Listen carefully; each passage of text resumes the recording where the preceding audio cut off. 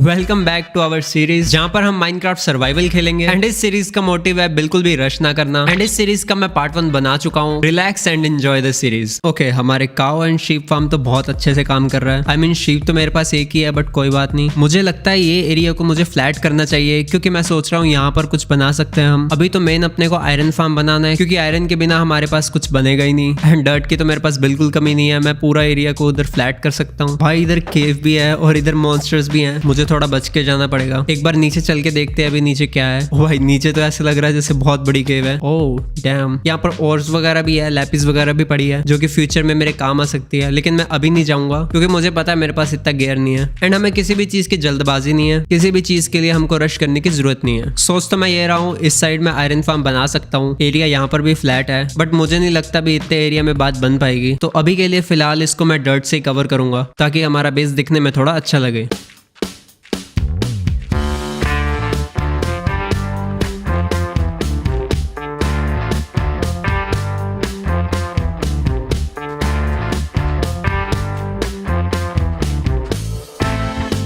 काफी टाइम लग गया मुझे एरिया फ्लैट करने में। वैसे तो थोड़े बहुत ब्लॉक्स पड़े हैं, लेकिन मैं इसको फुली फ्लैट नहीं कर सकता, क्योंकि थोड़ी लेवलिंग तो रहेगी। एंड रात भी हो गया तो सोने का टाइम भी हो गया। भाई ये देखने में कितना ज्यादा खाली लग रहा है। अकेला बेड ही पड़ा है मेरे घर में और कोई चीजें है ही नहीं। बट कोई बात नहीं, धीरे धीरे करके सब कुछ ऐड करेंगे। अभी मैं कुछ एन्चांट भी नहीं कर सकता, उसके लिए भी मुझे लेवल चाहिए। मुझको एरिया फ्लैट करने के लिए अपना डायमंड को यूज करना पड़ेगा। वैसे तो डायमंड की बहुत ज्यादा कमी है हमारे पास, बट कोई बात नहीं, इतना तो सेक्रीफाइस कर ही सकते हैं।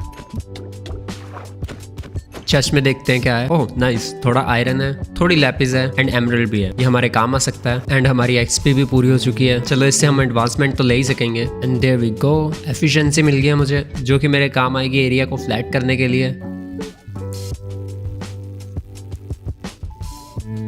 ये तो सारा बोरिंग काम है एरिया को फ्लैट करने वाला। तो चलो मेन काम पे चलते हैं। मैं यहाँ से थोड़ी कैल्प को उठा लेता हूँ, शायद वो मेरे फ्यूल के काम आए। आई नो कोल ज्यादा काम आता है, लेकिन मैं कैल्प को भी ट्राई करके देखना चाहता हूँ। एंड इसको रख दिया मैंने फर्नेस में। आज है डे 52 एंड कैल्प थोड़ा और इकट्ठा कर लेता हूँ।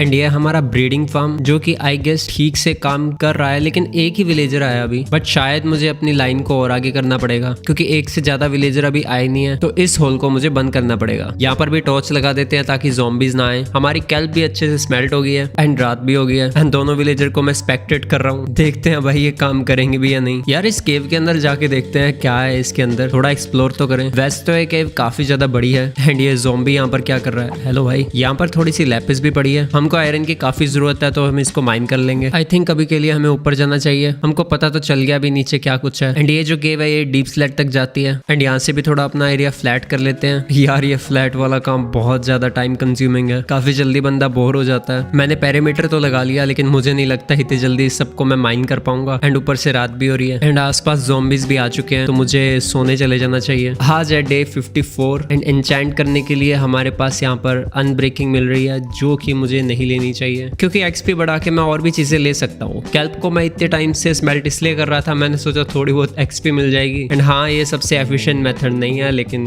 कोई बात नहीं, हमको किस चीज की जल्दी है। भाई बेबी ज़ॉम्बी पहले से ही इतना ज्यादा अनोइंग होता है, इसको गोल्ड हार्बर पहना के क्यों भेज दिया। एंड अब तक तो बहुत एरिया फ्लैट हो चुका है। जितना पेरीमीटर मैंने रखा था उतना तो फ्लैट हो ही चुका है। एंड मेरे शवल की हेल्थ भी बहुत ज्यादा कम है। अच्छी बात यह है जो हमारा ब्रीडिंग फार्म है वो काम कर रहा है एंड विलेजर्स जमा भी हो रहे हैं, जिसका मतलब अब मैं आयरन फार्म के लिए चीजें इकट्ठी कर सकता हूँ। कैल्प मेरे एक्सपी और फ्यूल के लिए काफी काम आ रहा है। भाई मुझे ना चीजें इसके अंदर रखनी चाहिए, क्योंकि मैंने इसको चेस्ट को रख लिया, लेकिन मैं कभी भी ऑर्गेनाइज नहीं रखता हूँ अपने सामान को। एंड डे 54 भी कंप्लीट हो गया। डे 55 में मैंने वुड कलेक्ट की और जो केव में ऑब्सीडियन था उसको मैंने ले लिया, ताकि मैं एक नेदर पोर्टल बना सकूं। एंड हमारा नेदर पोर्टल तैयार है। चलो नेदर की तरफ चलते हैं। And here we are. भाई ये स्पॉन थोड़ा सा अजीब है, लेकिन कोई बात नहीं, हमें तो फिलहाल के लिए लावा ही कलेक्ट करना है, क्योंकि नेदर को इतना एक्सप्लोर नहीं करेंगे अभी। मेन जो हमारा काम है इसको एज अ फ्यूल यूज करना है। बस बकेट से लावा भरना है और जो हमारे स्टोन्स हैं उनको स्मेल्ट करना है। आयरन फार्म बनाने के लिए बहुत ज्यादा स्टोन की जरूरत पड़ने वाली है, तो आइलैंड पे जितना भी स्टोन था सारे स्टोन को मैंने माइन कर लिया।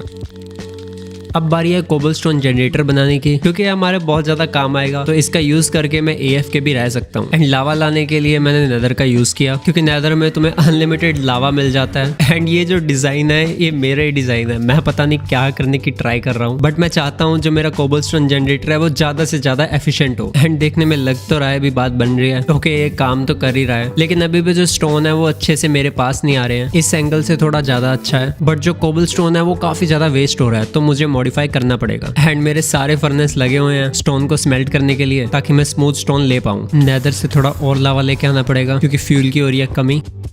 अपने पिकेक्स को भी एंचाइंट कर लेता हूँ, ये भी काम आएगा। Okay oh bro, no no no, and मैं गया। भाई मुझे ढक देना चाहिए था यार, मेरा सारा सामान जल गया, मैं लावा के ऊपर था। भाई मैं जनरेटर बनाते हुए मर गया। आई होप ज्यादा से ज्यादा सामान ना गया हो प्लीज। ओके काफी सामान तो है ऑलरेडी, एंड पिकेक्स भी है, so I think I am good. And मैंने बाकी के दिन भी यही किया, जितना ज्यादा हो सका उतने ज्यादा मैंने स्टोन को माइन किया। एंड बीच बीच में मैं चेक भी कर रहा था सारे विलेजर ओके हैं या नहीं। एंड उस चक्कर में एक विलेजर बाहर निकल गया, बट मैंने होल को बंद कर दिया। एंड एक्चुअली 2 विलेजर बाहर निकल गए थे, एंड ऊपर से क्रीपर भी आ गया साइड से। एंड अब सारे होल को फिल करना पड़ेगा। एंड मुझे सब कुछ मिल गया, लेकिन अभी तक मुझे शीप नहीं मिली है, तो उसके लिए मैं साइड वाले आइलैंड पे गया, देख रहा था वहां पर कोई शीप है। मेरा मन था इसको मैं अपने आइलैंड पे ले चलूं, बट ये बहुत ज्यादा टाइम लगा रही थी, तो मैंने रहने दिया। बाद में मैंने सोचा क्यों ना बोट बना के इसको अपने आइलैंड पे ले चले, क्योंकि इससे टाइम नहीं लगेगा। एंड एक शिप तो मेरे पास ऑलरेडी थी, एंड इन दोनों को मैंने खड्डे में गिर दिया। अभी तुम मेरा 200 IQ देखोगे। असल में मुझे आयरन फार्म बनाना है, और वो मुझे बड़ा बनाना है, बट उसके लिए जो मुझे मटेरियल चाहिए उसके लिए भी आयरन की जरूरत पड़ेगी। तो मैं क्या करूंगा, पहले एक सिंपल सा नॉर्मल आयरन फार्म बनाऊंगा, जिसका यूज करके हम मटेरियल को कलेक्ट करेंगे, एंड उसके बाद इजीली जो हमारा मेन फार्म है उसको बनाएंगे। एंड रात वैसे भी हो गई थी, तो विलेजर्स भी इजीली आके सो गए। अब बस मुझे ज़ॉम्बी को इसके अंदर डालना था। एंड आयरन गोलम भी स्पॉन होना चालू हो गया था। अब बस मुझे कलेक्शन सिस्टम बनाना है। एंड ये वही आयरन फार्म है जो कि मैंने अपने हार्डकोर वर्ल्ड में भी बनाया है। ये एक तो बहुत ज्यादा सिंपल होता है, एंड अगर बाय चांस ये टूट भी जाए तो रिपेयर करना बहुत ज्यादा इजी हो जाता है। एंड मैं शवल का यूज करके राइट क्लिक कर रहा हूँ, जिससे डर्ट पाथ बनेगा, एंड आयरन गोलम इसके ऊपर स्पॉन नहीं हो पाएगा। एंड बस ये लास्ट आयरन गोलम है, इसके बाद ये अंदर ही स्पॉन होना चाहिए। एंड फाइनली आयरन गोलम स्पॉन हो चुका है, एंड बस मुझको कलेक्शन सिस्टम बनाना है। एंड जितना मुझे आयरन मिला है उससे मैं अपना आर्मर भी बना सकता हूँ। भाई इस बेबी ज़ॉम्बी को दिक्कत क्या है, इसको हिट भी नहीं कर सकते तुम। एंड बाकी के टाइम बस कलेक्शन सिस्टम को सुधारने में लगा दिया मैंने। जितना ज्यादा हो सके मैंने टॉर्चेस लगा दी। भाई बहुत ज्यादा मॉब्स आने लग गए थे, इसीलिए अच्छी बात यह है हमारा जो ब्रीडिंग फार्म है वो अच्छे से काम कर रहा है। जो आयरन था वो कलेक्ट नहीं हो रहा था, तो मैंने सोचा इसको थोड़ा और अपग्रेड कर लेते हैं, क्योंकि अब होपर की तो कमी नहीं है मेरे पास। एंड इस लास्ट आयरन गोलम को मार के मेरा जो फार्म है वो काम करना चाहिए। एंड ये बढ़िया से काम कर रहा है। एंड अब मेरे जो दिन है वो सारे मटेरियल को इकट्ठा करने में निकल जाएंगे, क्योंकि मैंने बहुत सारे कोबलस्टोन को माइन किया है ताकि मैं उसका स्टोन बना सकूं। एंड मैंने जो जनरेटर है उसको भी थोड़ा सा अपग्रेड किया है, ताकि मैं कोबलस्टोन को जल्दी इकट्ठा कर पाऊँ। डीप स्लेट में इतना ज्यादा मजा नहीं आ रहा था, और स्मूथ स्टोन भी मेरे पास काफी था, तो जनरेटर को मैंने अपग्रेड कर लिया। एंड इस बार मैंने लावा को कवर किया है, ताकि पिछली बार जैसे मैं इसके अंदर न गिर जाऊँ। काफी टाइम बाद मेरे पास मटेरियल ऑलमोस्ट कंप्लीट हो चुका था। मुझे पता है मैं नॉर्मल कैंप फायर को भी यूज कर सकता था, लेकिन सोल कैंप फायर और सोल सैंड की मुझे बहुत ज्यादा जरूरत थी, तो इसीलिए हमें नेदर में जाना पड़ेगा, जो कि बहुत ज्यादा मुश्किल होने वाला है। भाई एक तो मेरे पे सामान नहीं है पूरा, और ऊपर से मेरी चीजें एंचाइंट भी नहीं है, तो वो नेदर की ट्रिप को थोड़ा सा हार्ड बना देता है। लेकिन अच्छी बात यह है मुझे पता चला मेरे नेदर पोर्टल के नीचे ही एक फोर्ट्रेस है, जो कि एक इजी एक्सेस हो सकता है मेरे सामान के लिए। वैसे तो नेदर में मुझे मिल जानी चाहिए सोल सैंड, बट मुझको काफी टाइम लग गया। एंड फाइनली सोल सैंड मुझे मिल गई। अब बस माइन करके मुझे घर जाना है। होपफुली ये सेफ हो। मैं बार बार भूल जाता हूँ, सोल सैंड पूरा ब्लॉक नहीं होती, इसी वजह से मुझे आग लग गई। तो अगर मैं क्राउच भी करूंगा तो मुझे ध्यान से रहना पड़ेगा।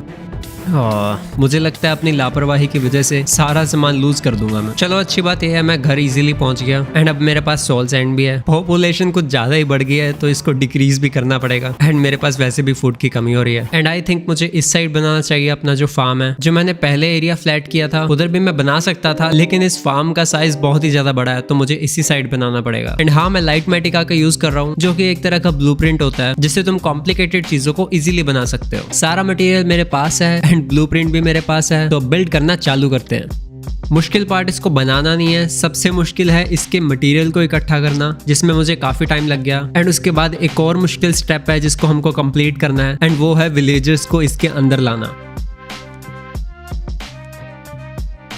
एंड इनके लिए मैंने एक सिस्टम बनाया है, सीधा ब्रीडिंग फार्म से इनको ऊपर लेके जाऊंगा यूजिंग स्टेयर्स। वो भी स्टेयर्स का यूज करके जब भी रात होगी ये बेड की तरफ भागेंगे जो कि ऊपर लगा होगा। प्लान तो बहुत ज्यादा सिंपल है, लेकिन विलेजर्स वैसे ही बहुत तंग करते हैं, बट देखते हैं क्या होता है। ओके ज़ोंबी अपने घर पे। ब्रो व्हाट भाई, आयरन गोलम ने मार दिया ज़ोंबी को। मैं इतनी मुश्किल से लेके आया था उसे।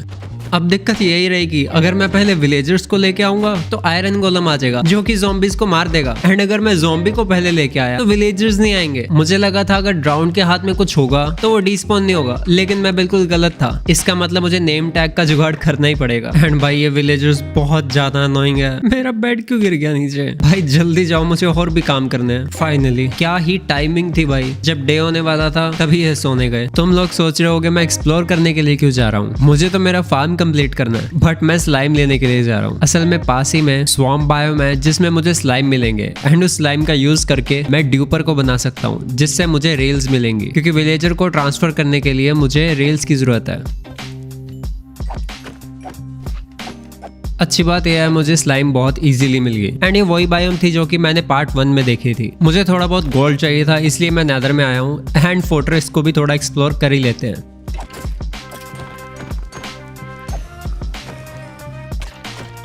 इसको देखते हुए मुझे इतना ज्यादा बुरा लग रहा है ना भाई। मैं सोल सैंड ढूंढने के लिए इतनी ज्यादा दूर गया, एंड मुझे ये नहीं पता था अगर फोर्ट्रेस बिल्कुल पास में है तो उसके अंदर भी सोल सैंड होगी। मैं कम से कम 2000 ब्लॉक तक ट्रेवल किया था इसके लिए। ब्लेज का यूज करके मैंने ब्रूइंग स्टैंड बना लिया था, जिसको यूज करके मैंने ऊजिंग पोशन बना लिया है। अब स्लाइम की बिल्कुल कमी नहीं होगी। एंड हमारा ड्यूपर भी तैयार है, बस आई होप ये वर्क कर जाए। Let's go. अब हमारे पास कोई भी कमी नहीं होगी। अब जितनी मर्जी रेल्स को बनाओ। मुझे लगा रेल्स को लगाने के बाद इतनी ज्यादा दिक्कत आएगी नहीं, बट मैं गलत था। असल में बहुत ज्यादा मुश्किल था। हर विलेजर को एक एक करके ट्रांसफर करना बहुत ज्यादा टाइम ले रहा था। बहुत ज्यादा टाइम लगाने के बाद जितने मुझसे ट्रांसफर हुए उतने तो मैंने ट्रांसफर किए, बट इन दी एंड मुझे एक प्लेटफॉर्म को बनाना पड़ा जहां पर मैंने सारे विलेजर्स को रखा, एंड उसके बाद वहां का पाथ बनाया। सारे विलेजर्स को रखने के बाद अब है बारी क्लीन अप करने की। एंड भाई देखने में इजी लग रहा है, मुझे बहुत ज्यादा टाइम लग गया इसको सेट करने में। डर्ट का पता नहीं मैंने क्या ही बना दिया। एंड इसके बाद बस लास्ट चीज बची है, वो है ज़ॉम्बी लाके इन सबको नेम टैग देने की। ये विलेजर जो बाहर छूट गया था वो वाला है, जो कि समहाउ मेरे इस फार्म में पहुंच गया। एंड अब इससे मैं नेम टैग को लूंगा। उसके लिए मुझे बहुत सारी शुगर केन लगने वाली है, क्योंकि उसको मैक्स करना पड़ेगा। एंड मेरे पास लेदर भी काफी ज्यादा था, तो मैंने बुक्स को भी ट्रेड कर दिया। अब मेरे पास जो एमरल्ड है उसको भी मैं ट्रेड कर दूंगा, क्योंकि इसको मैक्स लेवल करना जरूरी है। एंड अब ये मैक्स हो जाना चाहिए। प्लीज भाई नेम टैग दे दे मुझे। Okay let's go. इसने मुझे नेम टैग दे दिया है। अब मुझे किसी चीज की जरूरत नहीं है, बस अभी मुझे ज़ॉम्बीज को लाना है एंड उनको बस चेम्बर में बंद करना है। ये रहा मेरा पहला ज़ॉम्बी। इस विलेजर को भी मैंने सेफ जगह पे रख दिया ताकि ये डिस्पॉन ना हो। आई मीन डिस्पॉन तो नहीं होगा, पर कोई ज़ॉम्बी इसको मार ना दे, इसीलिए। एंड शुगर केन ट्रेड कर करके मुझे एमरल्ड को इकट्ठा करना पड़ेगा ताकि मैं नेम टैग ले सकूं। एंड हमारा सेकंड ज़ॉम्बी बहुत ही ज्यादा हाई आईक्यू वाला था, इसीलिए उसने सोचा क्यों ना हम रेल से नीचे गिर जाते हैं। अब सैडली मुझे दूसरा ज़ॉम्बी लाना पड़ेगा। चल भाई अब तू भी अंदर। ब्रो इसने मुझे नीचे फेंक दिया। भाई प्लीज होल में चला जा। ओके नेवर माइंड, प्लीज तू तंग मत करना, प्लीज नीचे चल। Oh no okay finally hole में तो गया। एंड इस बार मेरा कुछ ज्यादा आईक्यू हाई था, नीचे मैंने पानी नहीं लगाया और वो फॉल डैमेज से मर गया। वैसे अब मुझे डर्ट की जरूरत नहीं है, तो जो दूसरा पाथ है उसको मैं क्लियर कर देता हूँ। एंड ज़ॉम्बी को चेम्बर में लाने के लिए मुझे दूर से ट्रैक बनाना पड़ेगा, क्योंकि आइलैंड के दूसरे साइड है। अब बस मुझे ज़ॉम्बी को अपने पीछे लाना है एंड उसके बाद नेम टैग दे देना है।